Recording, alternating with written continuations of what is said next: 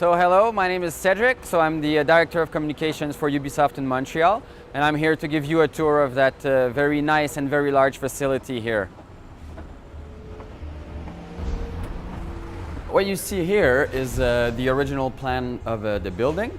The building is over 100 years old. Basically, this place used to be a big textile factory. We've established ourselves here in 1997, so back at the time, when we founded Ubisoft Montreal, the original plan was to create 500 jobs for the first 10 years of operation. Right now we're 2,100 people and we're about to celebrate our 15-year anniversary in Montreal.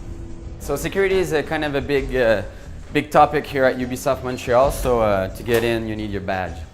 So we're going to go now on the production floor of Rainbow Six. We're going to show you how we work a little bit, so everything is open space. The idea is to make sure that communication is at the core of what we do so that people can always talk together and communicate on what they're doing. So a project like Rainbow Six can be as big as 200 people working on it. So what you just saw is just one portion of the production floor, and then right here you have another portion of the team. And it's not the full team yet. There's other spaces where the rest of the team is installed as well. On the left side, you have a little bit of a Prince of Persia artwork that we've printed on canvas. So what we have on that wall is basically all the games that were developed in Ubisoft Montreal since 1997. We have to understand that when we established a studio in 1997, the gaming industry was almost non-existent in Montreal. And most of the guys that we hired had never made games before.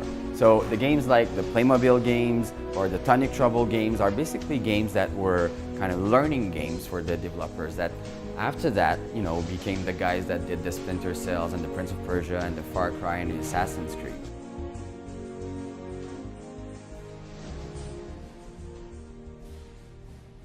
So we are in the playtesting department. So playtesting is about bringing consumers in during the development process of a game. Here we test different stuff, just like the controllers, the storyline, the learning curve, the different difficulty modes. All of that are being playtested here, and then we submit the report to the development team so they can adjust basically to the consumer's feedback.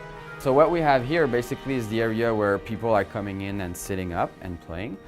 Here, these chairs are for our observers, and behind that tainted window, it's basically is we're bringing people from the dev team so that they can see by themselves how people are playing the game that they're making, right?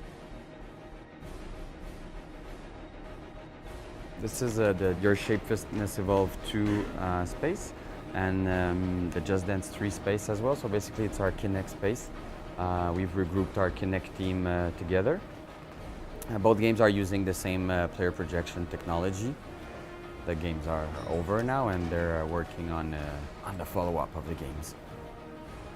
We're in the UB workshop space where it's a fairly small team of people here in Montreal that are working on different transmedia initiatives, mostly Assassin's Creed stuff. They're working on exploiting our brands basically on new narrative platforms, which goes from comic books to novels to short movies or even clothing. It's a pretty cool initiative. They're like the rebels of the company doing their stuff in their own way. It's pretty cool.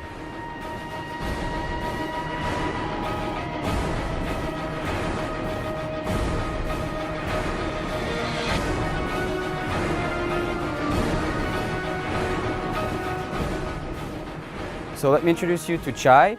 Chai is our Foley artist. Chai has been working with us for quite a long time, yeah, forever. And he's basically the guy that creates all the sounds that you hear in our game. What we do here is use real materials, so metal, rocks, paper, water, sand, mud, anything goes to create sound assets.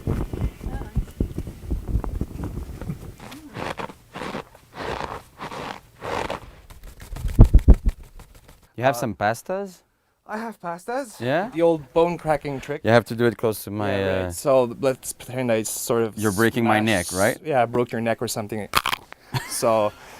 So what we just saw with Chai basically is it's the original sound creation or organic sound creation. We send them to the main mixing room, which is here.